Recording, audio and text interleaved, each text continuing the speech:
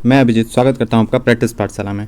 जून महीने में घटित करंट अफेयर को हमने 150 से प्लस MCQ में कन्वर्ट कर दिया है, जो आपके आने वाले एग्ज़ाम जैसे कि ग्रुप डी, रेलवे के, BPSC, बिहार सचिवालय, इन सब एग्ज़ामों में बहुत महत्वपूर्ण भूमिका निभाने वाली है। और इसको हमने नियुक्तियां, सम्मेलन, पुरस्कार, खेल संबंधित सारे क्वेश्चन को हमने कोशिश किया ग्राफिक्स के माध्यम से आपको समझाएं, ताकि आप ज़्यादा से ज़्यादा देर आप याद रख सकें।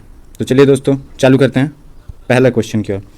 नीति आयोग के एक नए CEO के रूप में किसे नियुक्त किया गया है? तो नीति आयोग के नए CEO के रूप में परमेश्वर अय्यर यानी ऑप्शन नंबर A को नियुक्त किया गया है। दोस्तों परमेश्वर अय्यर जो हैं वो अमिताभ कांत की जगह लेंगे। ये रहे परमेश्वर अय्यर। क्वेश्चन नंबर 2, किस राज्य में डाक विभाग ने पहली बार ड्रोन का उपयोग करके डाक वितरित किया है? तो ये गुजरात के कच्छ जिले में ऐसा हुआ है दोस्तों। और ये एक पायलट प्रोजेक्ट के रूप में, याद रखेंगे पायलट प्रोजेक्ट मतलब इसे अभी इनिशियल स्टेज है, खाली चेक किया जा रहा है कि ये किस तरह से काम करेगा, ये लाभदायक है कि नहीं। उसके बाद ये पूरे राज्य में लागू किया जाएगा। किस देश ने जिरकोन हाइपरसोनिक मिसाइल का सफल परीक्षण किया है? तो ये किया दोस्तों ऑप्शन नंबर A, रूस द्वारा इसका सफल परीक्षण किया गया है। इंटेलिजेंस ब्यूरो IB के निर्देशक के रूप में किसे नियुक्त किया गया है? तो इसका आंसर तो जो हो जाएगा ऑप्शन B, तपन कुमार देका को नियुक्त किया गया है। और ये रहे दोस्तों तपन कुमार देका। अगर बात करेंगे IB की, तो IB की स्थापना 1887 में, यानी आप जान ही रहे हो दोस्तों ये कितना ब्रिटिश काल का है दोस्तों, ये इसकी स्थापना उस समय की गई थी। एक क्वेश्चन आता है एग्जाम में दोस्तों IB और रॉ के बारे में, ये कौन से मंत्रालय के अंदर कार्यरत है? तो याद रखेंगे उस समय आप गलती से भी रक्षा मंत्रालय नहीं मारेंगे, क्योंकि ये गृह मंत्रालय के अधीन कार्य करता है। किस राज्य के मुख्यमंत्री ने एक नए स्वास्थ्य और कल्याण ऐप आयु लॉन्च किया है? तो ये कर्नाटक के बसवराज बोम्बई द्वारा इसको लॉन्च किया गया है। और आयु ऐप बोलेंगे तो किस में मदद करेगा दोस्तों? तो पुरानी बीमारियों और जीवन शैली संबंधी जितने भी रोग हैं दोस्तों, उसको योग और ध्यान के माध्यम से उसका निवारण करने के लिए लॉन्च किया गया है आयु। और अगर बात करेंगे हम कर्नाटक के राज्यपाल की, तो थावर चंद गहलोत यहाँ के राज्यपाल हैं। खबरों में रही बंधन एक्सप्रेस और मैत्री एक्सप्रेस भारत और किस देश के बीच में चलती है? तो ये भारत और बांग्लादेश के बीच में चलती है दोस्तों। और ये 2 साल कोविड के कारण इसको बंद रखा गया था। बंधन एक्सप्रेस की बात करेंगे कब से चालू है ये? तो ये 2017 से चालू है, यानी मोदी गवर्नमेंट द्वारा। और मैत्री एक्सप्रेस की बात करेंगे तो 2008 में मनमोहन सिंह द्वारा गवर्नमेंट के द्वारा चालू किया गया था। ये रही मैत्री एक्सप्रेस और की फ़ोटो। वित्त वर्ष 2022 में अमेरिका ने किस देश को भारत के सबसे बड़े व्यापारिक भागीदार के रूप में पछाड़ दिया है? तो इसका आंसर हो जाएगा ऑप्शन नंबर B। पिछले वर्ष चीन भारत का सबसे बड़ा व्यापारिक भागीदार था, पर इस वर्ष चीन को पछाड़कर अमेरिका सबसे बड़ा व्यापारिक भागीदार बन गया है। क्वेश्चन नंबर 8, कौन सा राज्य 2021-22 में भारत का शीर्ष चीनी उत्पादक देश बन गया है? तो पिछले वर्ष तक दोस्तों हमारा उत्तर प्रदेश जो था वो चीनी उत्पादन में था, लेकिन अब वो राज्य हट के महाराष्ट्र हो गया है। तो इसका आंसर हो जाएगा ऑप्शन नंबर B। किस राज्य ने राजीव गांधी खेल रत्न पुरस्कार और राजीव गांधी ग्रामीण ओलंपिक की घोषणा की है? तो ये ग्रामीण ओलंपिक करवाएगा दोस्तों, और साथ में राजीव गांधी खेल रत्न पुरस्कार देगा। ये घोषणा की है राजस्थान गवर्नमेंट द्वारा। यहाँ पर ही कांग्रेस की सरकार है दोस्तों। अभी हाल ही में केंद्र में जो BJP की सरकार है, उसने राजीव गांधी खेल रत्न पुरस्कार जो दिया जाता था, जिसकी स्थापना 1991 में की गई थी, उसका नाम चेंज कर हॉकी के जादूगर ध्यानचंद के नाम पे रख दिया। उसके बाद कांग्रेस सरकार द्वारा, जो कि अभी राजस्थान में है, उसने राजीव गांधी खेल रत्न पुरस्कार और राजीव गांधी ग्रामीण ओलंपिया की घोषणा की है। और यहाँ के अगर CM की बात करेंगे तो अशोक गहलोत हैं, और राज्यपाल की बात करेंगे तो कलराज मिश्रा हैं। क्वेश्चन नंबर 10, भारत किस वर्ष में पहला मानव अंतरिक्ष मिशन गगनयान और पहला मानव महासागर मिशन लॉन्च करने के लिए तैयार है? तो 2023 में दोस्तों ये तैयार है भारत। और इसकी घोषणा किसने की है? तो जो हमारे माफ करेंगे अंतरिक्ष एवं पृथ्वी विज्ञान मंत्री जितेंद्र सिंह है, उनके द्वारा यह घोषणा की गई है कि गगनयान 2023 में, और साथ में ही पहला मानव महासागर मिशन लॉन्च किया जाएगा। किस संस्थान ने परम आनंता सुपर कंप्यूटर का अनावरण किया है? तो ये किया है option B number IIT Gandhinagar द्वारा। अगर बात करेंगे बाकी जो परम सीरीज़ के सुपर कंप्यूटर हैं उनकी, तो देख लेते हैं दोस्तों, ये एग्ज़ाम में आते हैं। तो देखिए, परम अनंता आप देख चुके हैं, IIT गांधीनगर, ये रहा दोस्तों IIT गांधीनगर में परम अनंता। बढ़ते हैं आगे, तो परम गंगा की बात करेंगे तो IIT रुड़की। परम शक्ति की बात करेंगे तो IIT खड़गपुर में स्थापित है। परम पोरुल की बात करेंगे तो NIT तिरुचिरापल्ली।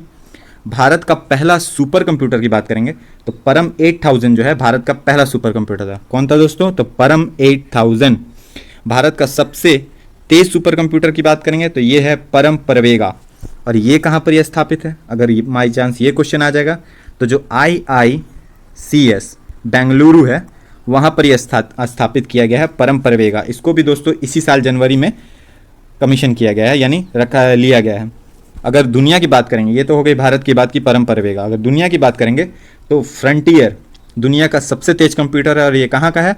तो ये है USA का, अमेरिका का दोस्तों। क्वेश्चन नंबर 12, राष्ट्रपति रामनाथ कोविंद द्वारा लोकपाल के कार्यकारी अध्यक्ष के रूप में किसे नियुक्त किया गया? तो लोकपाल जो थे दोस्तों हमारे पहले लोकपाल पिनाकी चंद्र घोष, उनके स्थान पर ऑप्शन नंबर ए में प्रदीप कुमार मोहंती जो हैं वो जगह लेंगे। किसकी? तो प्रदीप कुमार मोहंती लेंगे पिनाकी चंद्र घोष की जगह। ये रहे प्रदीप कुमार मोहंती। भारतीय अंतर्राष्ट्रीय फिल्म महोत्सव 2022 में V Shantaram life achievement award, lifetime achievement award V Shantaram award किसे दिया गया है? तो ये दिया गया है संजीत नार्वेकर को। किसको दिया गया है? तो संजीत नार्वेकर को। ये रहे संजीत नार्वेकर। विश्व दुग्ध दिवस किस दिन मनाया जाता है? तो मिल्क डे दोस्तों 1 जून को मनाया जाता है। और इस बार का थीम है दोस्तों डेयरी नेट ज़ीरो। क्या है? Dairy net zero. Asia hockey cup 2022 में पुरुषों की स्पर्धा में किस टीम ने कांस्य पदक जीता है? तो कांस्य पदक हमारी भारतीय टीम द्वारा जीता गया है दोस्तों, जैसा कि आप देख पा रहे हैं। और जापान को 1-0 से हराकर हमारी टीम ने कांस्य पदक अपने नाम किया है। बात करेंगे फाइनल की, तो दक्षिण कोरिया ने मलेशिया को हराकर ये खिताब अपने नाम किया है। तो बात करें रैंक की, तो किसने जीता है? तो दक्षिण कोरिया ने। किसको हराकर? तो मलेशिया को हराकर। भारत ने कांस्य किसको हराकर जीता है? तो जापान को हराकर। और ये कहाँ आयोजित किया गया था? तो ये जकार्ता इंडोनेशिया में आयोजित किया गया था। अगर महिला की बात करेंगे तो ये जनवरी 2022 में दोस्तों इसका हुआ था आयोजन। उसमें भी हमारी भारतीय महिला टीम ने कांस्य पदक जीता है। और उस समय का वहाँ का जो महिला हॉकी एशिया कप था उसका विनर जापान था। किस राज्य के मुख्यमंत्री ने जाति आधारित जनगणना करने की योजना की घोषणा की है? तो ये बिहार के नीतीश कुमार द्वारा ये घोषणा की गई है। ये रहा क्वेश्चन दोस्तों, बिहार के नीतीश कुमार द्वारा इसकी घोषणा की गई है। अगर बात करें बिहार के राज्यपाल की तो वो हैं फाल्गु चौहान। और बिहार के शोक, जो बिहार का शोक है वो कोसी नदी को बोला जाता है दोस्तों।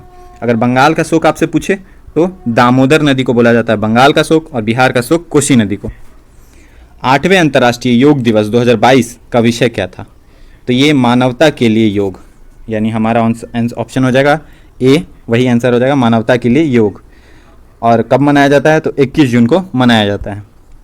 भारत में सकल घरेलू उत्पाद यानी GDP में 2021-22 के लिए राजकोषीय घाटा कितना दर्ज किया गया है? तो ये 6.71% दर्ज किया गया है। विश्व प्रतिस्पर्धात्मकता सूचकांक 2022 में भारत का स्थान क्या है?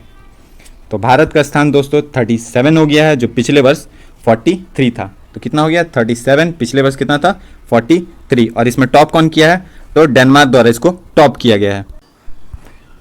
क्वेश्चन नंबर 20, विश्व तंबाकू निषेध दिवस 2021 का विषय क्या है? तो दोस्तों विश्व तंबाकू निषेध दिवस पहले आप जानिए कि 31 मई को मनाया जाता है। कब मनाया जाता है? तो 31 मई को। और इस बार का अगर थीम की बात करेंगे तो वो था तंबाकू हमारे पर्यावरण के लिए खतरा।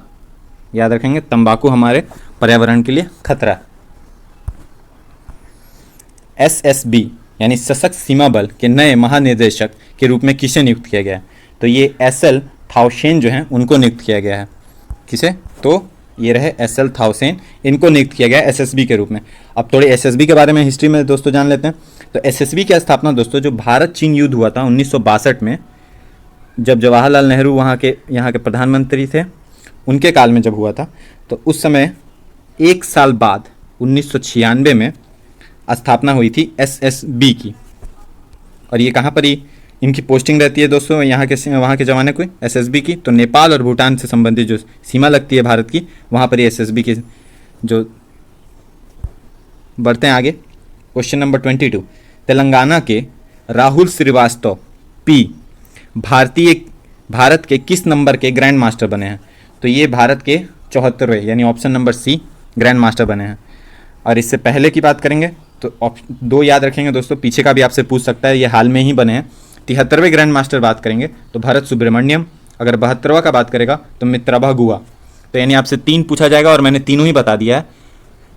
74वां की बात करेगा तो आप मारेंगे राहुल श्रीवास्तव, 73 का बात करेगा तो भरत सुब्रमण्यम, अगर 72 पूछ दे, जो कि पिछले साल मेरे ख्याल से सितंबर अक्टूबर के आसपास किया गया था, तो वो हो जाएगा मित्रभा गुहा। ये रहे हमारे 74वें ग्रैंड मास्टर राहुल श्रीवास्तव। किस देश ने आधारित तौर पर अपना नाम बदल लिया है? तो दोस्तों ये जो टर्की है, या तुर्की बोल लीजिए इसको, इसने अपना नाम ही चेंज कर लिया, ना टर्की ना तुर्की। अब हम लोग इसको बोलेंगे तुर्की। क्या बोलेंगे दोस्तों? तुर्की। भारत और बांग्लादेश की सेनाओं के बीच संयुक्त सैन्य अभ्यास स्पीति का संस्करण कौन सा था दोस्तों? तो अभी भारत और बांग्लादेश के बीच 10वां जो इसका स्मृति का संस्करण है, उसको बांग्लादेश के जैसोर में आयोजित किया गया था। भारत ने किस देश के साथ रक्षा सहयोग के लिए विजन स्टेटमेंट, ध्यान देंगे, विजन स्टेटमेंट पर हस्ताक्षर किया है? तो ये हमारे जो मित्र राष्ट्र है इजराइल, उसके साथ किया गया है। और ये रहे हमारे राजनाथ सिंह रक्षा मंत्री। Question number 26। किस राज्य ने दक्षता लाने और राज्य के राजस्व की चोरी को रोकने के प्रयास में भौतिक स्टाम्प पेपर को समाप्त कर दिया है? यानी इसने अब डिजिटली जाने का सोचा है दोस्तों। तो ये जो हमारे नई सरकार है पंजाब में बनी है, वो एक नई सोच के साथ आई है और उसने भौतिक स्टाम्प पेपर बंद कर दिया है। और पंजाब में किसकी सरकार है? तो आपकी सरकार है। और यहाँ के मुख्यमंत्री कौन है? तो भगवत मान। यूरोपीय संसद के सदस्यों ने किस वर्ष तक नई पेट्रोल और डीजल कारों की बिक्री पर प्रतिबंध लगाने के लिए मतदान किया है? तो यूरोपीय संसद द्वारा 1935 में डिसाइड किया गया है कि 1935 के बाद कोई नई डीजल और पेट्रोल कार नहीं चलाया जाएगा। यानी दोस्तों सोलर ही सोलर, इलेक्ट्रिक होने वाला है कुछ दिन में। विश्व पर्यावरण दिवस 2022 का विषय क्या है? तो पहले ये जान लीजिए कि विश्व पर्यावरण दिवस कब मनाया जाता है। सभी को पता होगा 5 जून को मनाया जाता है दोस्तों। कब मनाया जाता है? तो 5 जून को मनाया जाता है। और इस बार का थीम है केवल एक अर्थ। क्या है? केवल एक अर्थ। ये रहा केवल एक अर्थ, यानी ओनली वन अर्थ। आईपीएल 2022 का खिताब किस टीम ने जीता है? तो ये गुजरात टाइटंस द्वारा इसको जीता गया है। हमारे हार्दिक पांड्या भाई द्वारा इस टीम को लीड किया जा रहा था। ये रहे हमारे हार्दिक पांड्या भाई। आईपीएल 2022 से संबंधित कुछ क्वेश्चनों को देख लेते हैं जो आपके एग्जाम में हमेशा आने वाले हैं। और ग्रुप डी के लिए तो खास करके दोस्तों ये उनका फेवरेट टॉपिक है। अगर आईपीएल की बात करेंगे तो इस बार 2 नई टीमें शामिल हुई थी, गुजरात टाइटंस और लखनऊ सुपर जायंट्स। अगर इसमें बात करेंगे पहले कितनी थी, तो पहले 8 थी और अब टोटल संख्या हो गई थी 10। ये कौन सा संस्करण था, यानी सत्र था? तो ये 15वां था। और इस बार जीता किसने है दोस्तों? तो इस बार जीता है, अब मैंने पहले ही बता दिया, गुजरात टाइटंस ने। और इस बार का टाइटल स्पॉन्सर कौन था? तो ये टाटा ग्रुप जो था वो इसका टाइटल स्पॉन्सर था। सबसे महंगे कौन बिके थे? तो ये ईशान किशन बिके थे 15.525 करोड़ रुपए में। अगर बात करेंगे आईपीएल 2022 में सीजन में सुपर स्ट्राइकर का अवार्ड किसको दिया गया, कौन थे? तो वो थे दिनेश कार्तिक। किस खिलाड़ी को पर्पल कैप दोस्तों उनको मिलता है जो आईपीएल के एक सीजन में सबसे ज़्यादा विकेट लेते हैं। तो ये जो है युजवेंद्र चहल को दिया गया था। अगर ऑरेंज कैप की बात करेंगे, यानी जो बैट्समैन सबसे ज़्यादा रन बनाते हैं उनको मिलता है ऑरेंज कैप, तो वो हो गए जॉस बटलर। सबसे बहुमूल्य खिलाड़ी यानी valuable player of the series बोलने से दोस्तों पूरा सेशन का है, तो जॉस बटलर। अगर कौन कंट्रोल करता है आईपीएल, कौन सी संस्था है, तो वो है बीसीसीआई द्वारा आईपीएल को करवाया जाता है। बीसीसीआई की स्थापना 1928 में हुई थी और अभी वर्तमान में इसके अध्यक्ष सौरभ गांगुली हैं। और एक क्वेश्चन याद रखेंगे दोस्तों कि आईपीएल में 100 मैच जीतने वाली पहली टीम कौन है? तो मुंबई इंडियंस बन गई है जिसने 100 मैच जीते हैं टोटल आईपीएल में। क्वेश्चन नंबर 30 है, किस केंद्रीय मंत्रालय ने श्रेष्ठ योजना चालू किया है? तो ये सामाजिक न्याय और अधिकारिता मंत्रालय यानी ऑप्शन नंबर सी हो जाएगा हमारा आंसर, ने श्रेष्ठ योजना चालू की है। अगर किसके लिए चालू की है अगर पूछ जाए आपसे, तो अनुसूचित जाति श्रेणी के छात्रों को गुणवत्ता शिक्षा और अवसर प्रदान करने के लक्ष्य के साथ श्रेष्ठ योजना को चालू किया गया है सेंट्रल गवर्नमेंट द्वारा। भारत का डिजिटल भुगतान किस वर्ष तक 10 ट्रिलियन डॉलर तक पहुंच सकता है? ये दोस्तों संभावनाएं लगाई जा रही हैं कि 2026 तक हमारा जो देश का अभी वर्तमान में 3 ट्रिलियन यूएस डॉलर का जो डिजिटल भुगतान है वो 10 ट्रिलियन डॉलर यूएस डॉलर तक पहुंच जाएगा। और यहाँ भुगतान का मतलब दोस्तों यानी हम लोग जो पेमेंट करते हैं डिजिटली रूप से, चाहे वो कार्ड हो, यूपीआई हो या नेट बैंकिंग हो, उसके माध्यम से जो ट्रांजैक्शन होते हैं उसको कैलकुलेट करके यहाँ 10 ट्रिलियन बोला जा रहा है। कौन सा राज्य ड्रोन के सार्वजनिक उपयोग को औपचारिक रूप से स्वीकार करने वाला देश का पहला राज्य बन गया है? तो ऐसा करने वाला दोस्तों हिमाचल प्रदेश बन गया है पहला राज्य जिसने ड्रोन को सार्वजनिक उपयोग के लिए कहा है। विश्व पर्यावरण दिवस के अवसर पर life style for the environment movement नामक वैश्विक पहल का शुभारंभ किसने किया? तो माननीय प्रधानमंत्री मोदी जी द्वारा ये चालू किया गया है दोस्तों। ये इसका आंसर हो जाएगा ऑप्शन नंबर ए। अगर बात करें 34 नंबर क्वेश्चन, भ्रष्टाचार से संबंधित शिकायतें दर्ज करने के लिए किस राज्य सरकार ने ACP 14400 लॉन्च किया है? तो ये दोस्तों बता दूं कि ACP 144 जो है ये एक ऐप है जो भ्रष्टाचार के विरुद्ध जनता के हाथ में एक हथियार के रूप में काम आएगा। और ये लॉन्च किसने किया है? तो ये आंध्र प्रदेश की सरकार द्वारा इसे लॉन्च किया गया है दोस्तों। ये रहा ऐप। बढ़ते हैं आगे क्वेश्चन नंबर 35 की ओर। तो गर्भवती महिलाओं के लिए करौली जिले में किस शहर में एक विशेष स्वास्थ्य देखभाल अभियान आंचल शुरू किया गया है? तो दोस्तों ये जो करौली जिला है वो राजस्थान में पड़ता है और वहीं से आंचल अभियान चालू किया गया है जो किससे संबंधित है? गर्भवती महिलाओं से संबंधित है। विश्व खाद्य सुरक्षा दिवस किस तारीख को मनाया जा रहा है? तो दोस्तों हर वर्ष विश्व खाद्य सुरक्षा दिवस जो है 7 जून को मनाया जाता है और इस बार का थीम है सुरक्षित भोजन बेहतर स्वास्थ्य। क्या है? सुरक्षित भोजन बेहतर स्वास्थ्य। कब मनाया जाता है? 7 जून। बॉन जलवायु परिवर्तन सम्मेलन 2022 की मेज़बानी कौन सा देश कर रहा है? तो दोस्तों इसका मेज़बानी मिस्र द्वारा किया जा रहा है। अगर बात करेंगे मेन जो जलवायु सम्मेलन होता है जिसको हम लोग कोप के नाम से जानते हैं, कॉन्फ्रेंस ऑफ पार्टीज़, तो 26वां जो हुआ था दोस्तों इस बार हुआ था इंग्लैंड में। और 27वां की बात करेंगे जो 2022 में आयोजित होगा वो है मिस्र में। अगर बात करेंगे यहाँ पर ये दोस्तों मिस प्रिंट है, ये 28 यानी कोप 28 जो है वो 2023 में कहाँ आयोजित होगा? तो UAE में, संयुक्त अरब अमीरात। यानी कोप 27 की बात करेगा आपसे तो आप बोलेंगे मिस्र, अगर 28 की बात करेगा तो UAE। इसको करवाता कौन है दोस्तों? तो ये करवाने के लिए एक वैश्विक रूप से एक संस्था है जिसका नाम है UNFCCC यानी United nation framework convention for climate change. ये जो है इसकी स्थापना 1992 में पृथ्वी सम्मेलन यानी रियो डी जनेवा में हुआ था दोस्तों, और इसको पृथ्वी सम्मेलन के नाम से भी जाना जाता है। उसके तहत 1994 में इसकी स्थापना हुई थी। तो UNFCCC पूछा जाता है कि इसकी स्थापना कब हुई? तो 1994 में। और इसका मुख्यालय कहाँ है? तो बॉन जर्मनी में। कहाँ है? तो बॉन जर्मनी में। 38वां क्वेश्चन है, नाबार्ड ने लेह में my pad my right program launch किया है। तो नाबार्ड के अध्यक्ष कौन है? तो नाबार्ड के अध्यक्ष हैं GR चिंताला यानी ऑप्शन नंबर डी इसका आंसर हो जाएगा। तो नाबार्ड के बारे में देखिए दोस्तों यहाँ से क्या क्या क्वेश्चन बन सकते हैं। तो अगर पूछेगा नाबार्ड ने माई पैड माई राइट प्रोग्राम कहाँ से चालू किया है? तो ये लेह से चालू किया है। अगर नाबार्ड की स्थापना पूछ देगा तो GR चिंताला जो इसके अध्यक्ष हैं दोस्तों। अगर स्थापना पूछ देगा कि नाबार्ड की स्थापना कब हुई तो ये याद रखेंगे आप 22 जुलाई 1982 में। कब? 1982 में। इसमें कमेटी का भी नाम पूछा जाता है दोस्तों कि किस कमेटी की सिफारिश पर नाबार्ड की स्थापना हुई? तो शिव रमन समिति जो थी उसकी सिफारिश पर। किस कमेटी की बात कर रहे हैं हम लोग? तो शिव रमन, याद रखेंगे शिव रमन समिति की सिफारिश पर हुआ था नाबार्ड की स्थापना 1982। पर्यावरण प्रदर्शन सूचकांक 2022 पर में भारत की रैंक क्या है?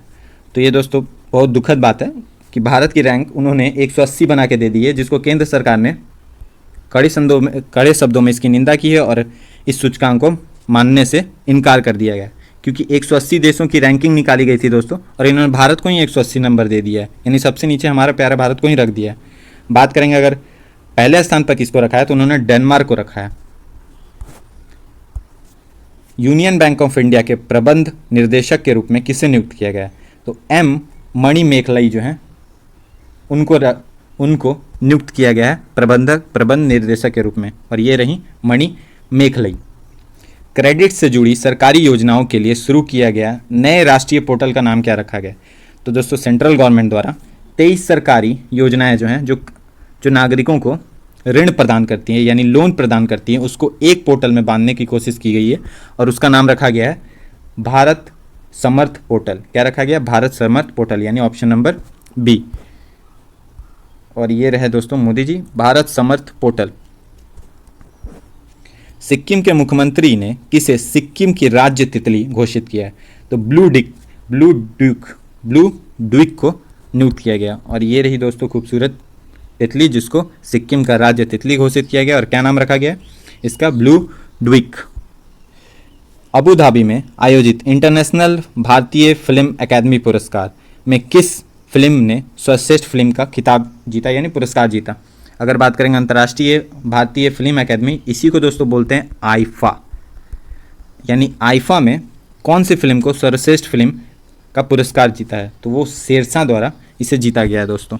सिद्धार्थ मल्होत्रा की फिल्म थी शेरशाह, इसको बेस्ट फिल्म के रूप में चुना गया है। अगर बाकी अवार्ड के बारे में जान लें तो सर्वश्रेष्ठ अभिनेता की बात करेंगे तो ये पुरुषों में मिला है, एक्टर में ये मिला है विकी कौशल को सरदार उधम सिंह के लिए। अगर अभिनेत्री की बात करेंगे तो कृति शेनन को मिला है मिमी के लिए। और सर्वश्रेष्ठ निर्देशक यानी डायरेक्टर किसको दिया गया है? तो विष्णुवर्धन शेरशाह के लिए। तो यहाँ 4 क्वेश्चन मैं क्लियर कर देता हूँ, आपको दोबारा रिपीट करके सुना देता हूँ क्योंकि एग्जाम में आएगा, हॉट टॉपिक है करंट अफेयर के लिए।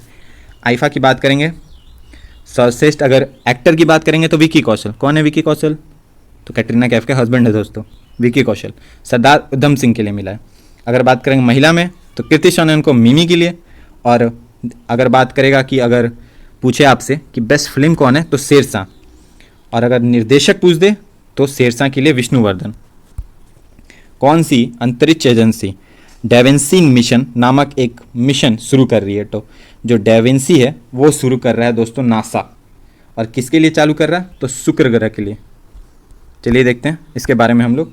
तो नासा द्वारा शुक्र ग्रह के स्तरीय वातावरण यानी उसके वातावरण के लिए खोज के लिए एक लॉन्च किया गया है। और डीएनसी का फुल फॉर्म अगर आपसे एग्जाम में पूछे तो आप मारेंगे deep atmosphere Venus investigation of noble gases chemistry and imagining mission.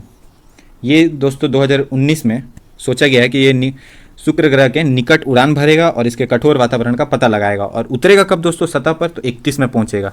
याद रखेंगे डेविंसी किसका है? तो नासा का है।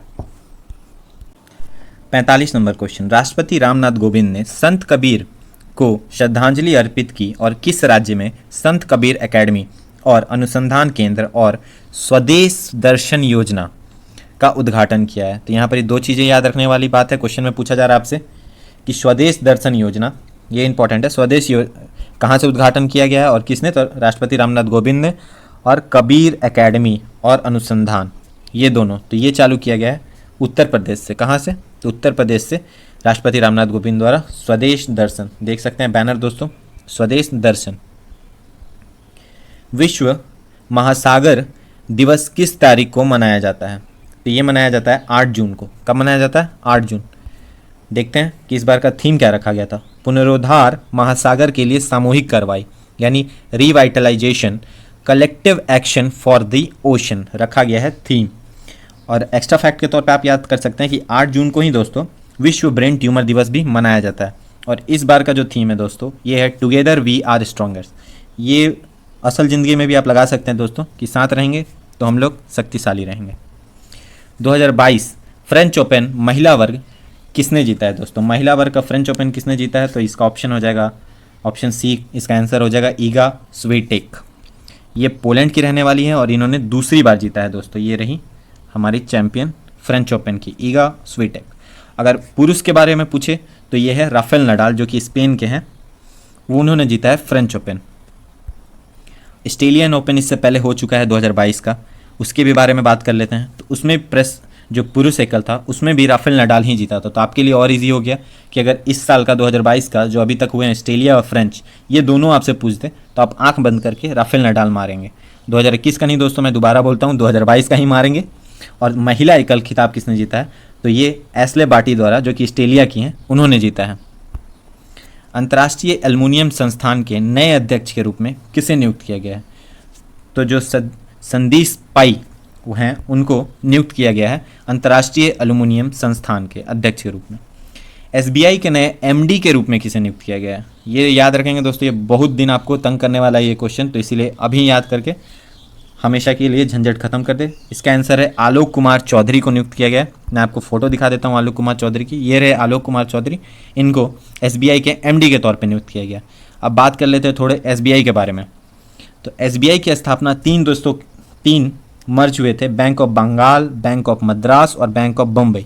ये तीनों को ब्रिटिश सरकार में नियुक्त कर दिया गया था और एक बैंक बनाया था जिसका नाम था इंपीरियल बैंक ऑफ इंडिया, और इसकी स्थापना कब हुई थी, तो 21 में। उसके बाद जब भारत आज़ाद हुआ तब 1955 में 1 जुलाई को भारतीय स्टेट बैंक की स्थापना की, यानी एसबीआई की स्थापना की। 3-4 फैक्ट हैं, मैं दोबारा रिपीट कर लेता हूँ, ध्यान से सुन लेंगे।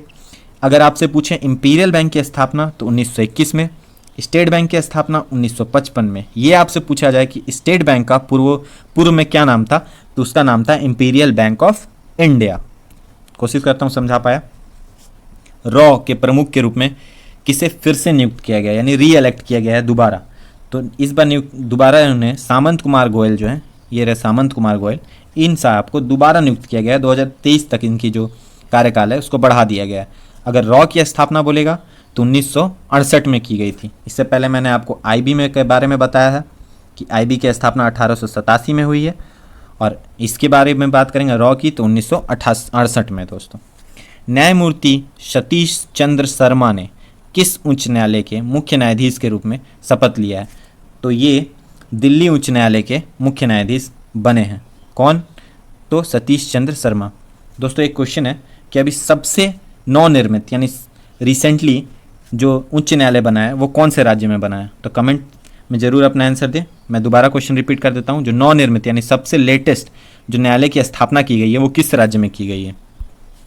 भारत गौरव पर्यटक ट्रेन को भारत और किस देश के बीच हरी झंडी दी गई है, तो भारत जो गौरव ट्रेन है वो भारत और नेपाल। दोस्तों, ये जो भारत गौरव ट्रेन है जो टूरिज्म के लिए केंद्र सरकार की एक पहल है, जिससे भारत में टूरिज्म का डेवलपमेंट हो सके। और ये भारत गौरव ट्रेन की आप फोटो देख सकते हैं, इसको हरी झंडी दी गई। और इसमें क्या है दोस्तों, ये नई दिल्ली सफदरजंग जो स्टेशन है वहाँ से चालू किया गया। ये भारत और नेपाल से बीच में जो रामायण सर्किट है दोस्तों, उससे जुड़े स्थलों को ये दिखाएगा। अगर बिहार स्पेसिफिक क्वेश्चन इसकी बात करें तो यहाँ बनेगा कि भारत गौरव पर्यटन ट्रेन जो है वो किन 2 जिलों में रुकेगा या वहाँ ठहरेगी, तो ये बक्सर और सीतामढ़ी, ये 2 जिलों में इसका स्टॉपेज है। दोस्तों, किस संस्थान ने पेमेंट विजन 2025 शीर्षक से एक रिपोर्ट पेश की, तो पेमेंट विजन 2025 जो है वो पेमेंट रिलेटेड आदमी कौन है हमारे देश में, तो भारतीय रिजर्व बैंक द्वारा पेमेंट विजन 2025 की बात कही गई है। अब कुछ जान चलते हैं आरबीआई के बारे में, जो आपसे एग्जाम में पूछे जाते हैं कि आरबीआई के प्रथम गवर्नर कौन थे। तो प्रथम गवर्नर अगर बात करेंगे तो ऑसबोर्न जो स्मिथ थे वो थे, ये एक ब्रिटिश थे। अगर बात करेगा भारतीय की तो पहले भारतीय थे सी डी देशमुख, माफ़ करेंगे, सी डी देशमुख। और अगर वर्तमान में बात करेगा तो ये हो जाएंगे शक्तिकांत दास। कितने नंबर के हैं दोस्तों, 25वें नंबर के हैं शक्तिकांत दास। आरबीआई की स्थापना 1 जुलाई 1995 की हुई थी और अभी उसका हेडक्वार्टर दोस्तों मुंबई में। मैं एक आपको डिटेल में बताता हूँ क्या हुआ था। 1934 में एक सेंट्रल बैंक की स्थापना किया गया ब्रिटिश द्वारा, एक एक्ट लाया गया 34 में, जिसके तहत 1935 में आरबीआई की स्थापना की गई और ऑसबोर्न स्मिथ को उसका अध्यक्ष बनाया गया। और उस समय दोस्तों अगर पूछेगा कि आरबीआई की प्रारंभिक जो हेडक्वार्टर है वो कहाँ है, मुख्यालय कहाँ था, तो वो था दोस्तों कोलकाता में। याद रखेंगे उस समय ये कलकत्ता था। उसकी स्थापना जब की गई थी तो कोलकाता में आरबीआई का हेडक्वार्टर था। 1937 में स्थापना के 2 साल बाद इसका हेडक्वार्टर चेंज कर मुंबई कर दिया गया, जो अभी भी मुंबई में ही है। अगर बात करेगा आरबीआई की राष्ट्रीयकरण कब किया गया, तो राष्ट्रीयकरण 1949 में, स्थापना 35, राष्ट्रीयकरण 1949 भारत की आज़ादी के बाद। क्वेश्चन नंबर 54, किस भारतीय राज्य ने सुरक्षा मित्र परियोजना वाहन निगरानी प्रणाली शुरू की है, तो ऐसा केरल सरकार द्वारा किया गया है सुरक्षा मित्र परियोजना। मैं इसके बारे में बता देता हूँ जो आपको याद रहेगा।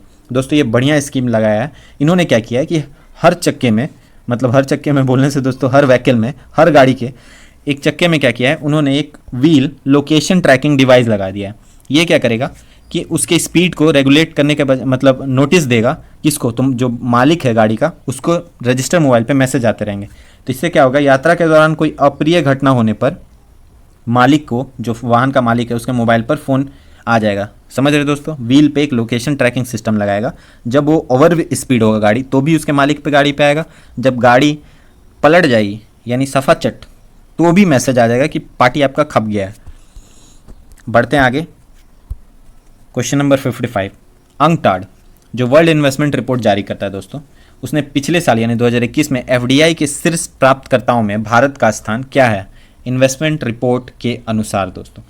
तो भारत का स्थान 7वां है इस सूचकांक में दोस्तों, अंकटाड के इन्वेस्टमेंट रिपोर्ट सूचकांक में। पहला स्थान किसका है, तो यूएसए का है और दूसरा चाइना का है। फियरलेस गवर्नेंस नामक पुस्तक के लेखक कौन है, तो किरण बेदी जी जो हैं उन्होंने लिखा है फियरलेस गवर्नेंस। जानवरों के लिए देश का पहला घरेलू कोविड-19 वैक्सीन एनोकोवैक्स किसने लॉन्च किया, तो एनोकोवैक्स को जो है वो हमारे कृषि मंत्री हैं नरेंद्र सिंह तोमर, उनके द्वारा नियुक्त किया गया है, जो जानवरों के लिए एक कोविड-19 वैक्सीन है जो स्वदेशी रूप से बनाया गया है दोस्तों। केंद्रीय मंत्री निर्मला सीतारमण ने किस राज्य में राष्ट्रीय सीमा शुल्क और जीएसटी संग्रहालय का उद्घाटन किया है।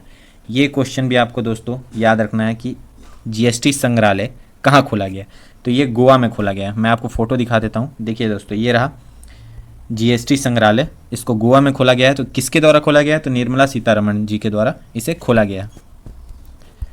बढ़ते हैं 59 क्वेश्चन। सेबी द्वारा म्यूचुअल फंड पर पुनर्गठित सलाहकार समिति के अध्यक्ष कौन है, तो एक म्यूचुअल फंड पर उसके रेगुलेशन पर एक बैठाया गया समिति जिसकी जो अध्यक्षता है वो उषा थोराट कर रही हैं। कौन कर रही है, तो उषा थोराट, ये रही उषा थोराट, इनको बनाया गया। और सेबी के स्टैटिक जीके की बात कर लें तो देखिए दोस्तों, जो सेबी है उसकी स्थापना की गई थी 1988 में, परंतु उसको जो नरसिम्हा समिति है उसकी सिफारिश पर 1992 में एक स्वतंत्र संस्था तथा वैधानिक शक्ति प्रदान किया गया। यानी अगर नरसिम्हा समिति की बात करेंगे किससे संबंधित है, तो 1992 में जो सेबी है उसको रेगुलेटर के रूप में स्थापित करने में नरसिम्हा समिति का एक अहम रोल है। स्थापना पूछे तो 88, अगर वैधानिक दर्जा की बात करेंगे तो 92 में मिला है। वैधानिक दर्जा किसी संस्था को तब मिलता है जब उसे संसद द्वारा उसे पावर प्रदान किया जाए।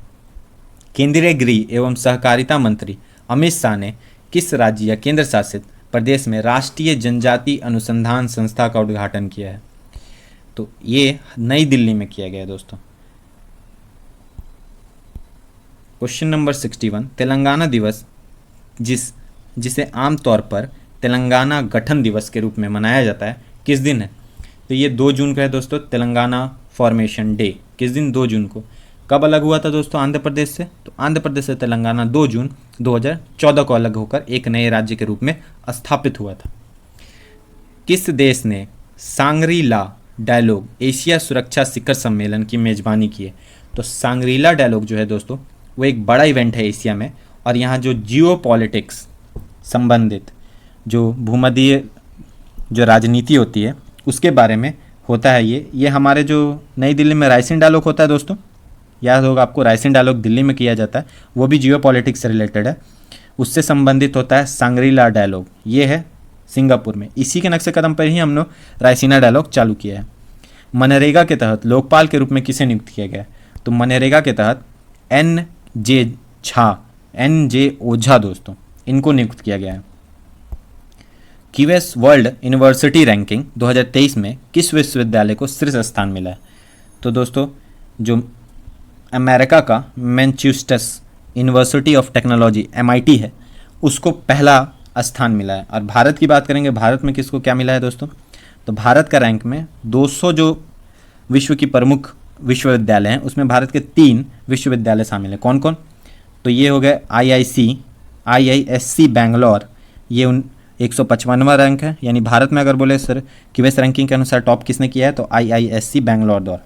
IIT बम्बे का 172वां और दिल्ली का स्थान 174वां है। बस इतना याद रखेंगे, 200 में 3 है, IISc Bangalore, IIT Bombay, IIT Delhi. Operation संकल्प किस सशक्त बल द्वारा से संबंधित है। तो जो भारतीय नौसेना है दोस्तों, उसके द्वारा ऑपरेशन संकल्प चालू किया गया है। विश्व का पहला देश कौन सा है जिसने प्रत्येक सिगरेट पर एक चेतावनी मुद्रित यानी छापने करना अनिवार्य कर दिया है? यानी किसने ऐसा किया है? तो कर्नाटक ने ऐसा पहला देश है जिसने दोस्तों सिगरेट में चेतावनी, पूरे सिगरेट ही दोस्तों चेतावनी से भरा रहेगा उसका एडवर्टाइजमेंट। इंडोनेशिया नौसेना और भारतीय नौसेना इकाइयों के बीच समन्वित गश्ती यानी इंडिया इंडो कॉर्पेट, याद रखेंगे ये आता है कॉर्पेट, का कौन सा संस्करण आयोजित किया गया है? तो भारत और इंडोनेशिया के बीच में कौन सा युद्ध अभ्यास होता है? यही तो अपने आप में हो गया कॉर्पेट एक आंसर। अगर आपसे संस्करण पूछ देगा तो इसका आंसर हो जाएगा 38वां। पूछेगा कहाँ हुआ है दोस्तों, तो ये अंडमान निकोबार द्वीप समूह और मलक्का के क्षेत्र में, यानी अंडमान सागर और मलक्का जलडमरू मध्य के आसपास इसे किया गया है। नागरिक उड़ान सुरक्षा ब्यूरो यानी BCAS के नए महानिर्देशक के रूप में किसे नियुक्त किया गया है? तो जुल्फिकार हसन जी को नियुक्त किया गया है। भारत की पहली पवन सौर हाइब्रिड बिजली सुविधा किस राज्य या केंद्र शासित प्रदेश में लॉन्च किया गया है? तो ये राजस्थान में किया गया है। ये अडवाणी ग्रुप की जो कंपनी है, अडवाणी हाइब्रिड एनर्जी, उसके द्वारा जैसलमेर में चालू किया गया। दोस्तों इसका कॉन्सेप्ट क्या है दोस्तों, कि सौर, जैसा कि आप देख पा रहे हैं, सौर और जो वायु से यानी पवन ऊर्जा रहती है, उसको दोनों को मिक्स करके बिजली उत्पादित किया जाएगा जो कि नवीकरणीय ऊर्जा होगी। क्वेश्चन नंबर 70, दुनिया के सबसे अधिक वेतन पाने वाले CEO की फॉर्च्यून 500 सूची में किसने टॉप किया है? तो जो सबसे अमीर आदमी है विश्व के, एलन मस्क, उसके द्वारा सबसे ज़्यादा वेतन लिया जाता है। भारत के पहले ग्रामीण आदिवासी तकनीकी प्रशिक्षण कार्यक्रम का उद्घाटन किस राज्य में किया गया है? तो ये दोस्तों किया गया है मध्य प्रदेश में। कहाँ किया गया है? तो मध्य प्रदेश। भारत ने किस देश को 3.3 टन आवश्यक चिकित्सा आपूर्ति की है? तो ये किया है श्रीलंका को भारत ने। ये दोस्तों हमारी नाइबर फर्स्ट यानी पड़ोसी फर्स्ट की नीति है, उसके तहत 3.3 टन की मेडिकल सुविधा मतलब इक्विपमेंट दिया गया है श्रीलंका को। किस देश ने FIH हॉकी 5S 2022 का खिताब जीता? तो ये भारत ने पोलैंड को 6-4 से हराकर नाम किया। अगर पूछेगा कहाँ हुआ था ये, तो ये स्विट्जरलैंड के लुसाने में हुआ था। ब्लूमबर्ग बिलियनर्स इंडेक्स में एशिया का सबसे अमीर आदमी कौन है? तो ये मुकेश अंबानी अभी भी बने हुए दोस्तों, और एशिया में ये टॉप पे हैं और दुनिया में 8वें स्थान पर हैं, जिसमें अभी थोड़ा देर पहले मैंने एलन मास्क का दिया है, उन्होंने ये टॉप किया है दोस्तों। और ये मुकेश अंबानी ज़्यादा दिन नहीं रहेंगे, अगर आप देखेंगे तो 97 पॉइंट समथिंग जो है अरब, ये इनका है मुकेश अंबानी का, और 97 पॉइंट समथिंग है अडानी ग्रुप्स में जो चेयरमैन है गौतम अडानी का। डाक विभाग की घर घर सेवाओं के माध्यम से पेंशन भोगियों से जीवन प्रमाण पत्र प्राप्त करने के लिए किस राज्य सरकार ने IPPB यानी इंडियन पोस्ट पेमेंट बैंक के साथ एक समझौता ज्ञापन साइन किया है? तो ये तमिलनाडु सरकार के साथ जो है डाक विभाग ने साइन किया है। इसके तहत दोस्तों क्या होगा कि जीवन प्रमाण पत्र जितने भी पेंशन भोगी हैं उनको घर घर जाके डिलीवर किया जाएगा दोस्तों। एक MOU साइन किया है। तो ये दोस्तों हमने जो 150 क्वेश्चन तैयार किए थे उसमें से 75 क्वेश्चन रहे दोस्तों। इसका जो पार्ट 2 वीडियो है वो कल अपलोड कर दिया जाएगा हमारे प्रैक्टिस चैनल के यूट्यूब चैनल पर, और उसके माध्यम से आप आगे के जो इम्पोर्टेंट करंट अफेयर हैं जून महीने के वो भी देख सकते हैं। वे मैं बाद में दोस्तों इसके लिंक डिस्क्रिप्शन में या आई बटन पे भी दे दूंगा, अगर वो 2-3 दिन बाद कोई देखता है दोस्तों इस वीडियो को। तो वीडियो कैसा लगा दोस्तों कमेंट करके ज़रूर बताएं। अगर अच्छा लगा हो तो सब्सक्राइब कर दें और दोस्तों को शेयर करें। हम बहुत मेहनत कर रहे हैं दोस्तों, साथ में आपको स्टैटिक GK का भी नॉलेज दे रहे हैं जो आपकी तैयारी में आगे बहुत मदद करने वाला है। तो चैनल से जुड़े रहें। तब तक के लिए जय हिंद।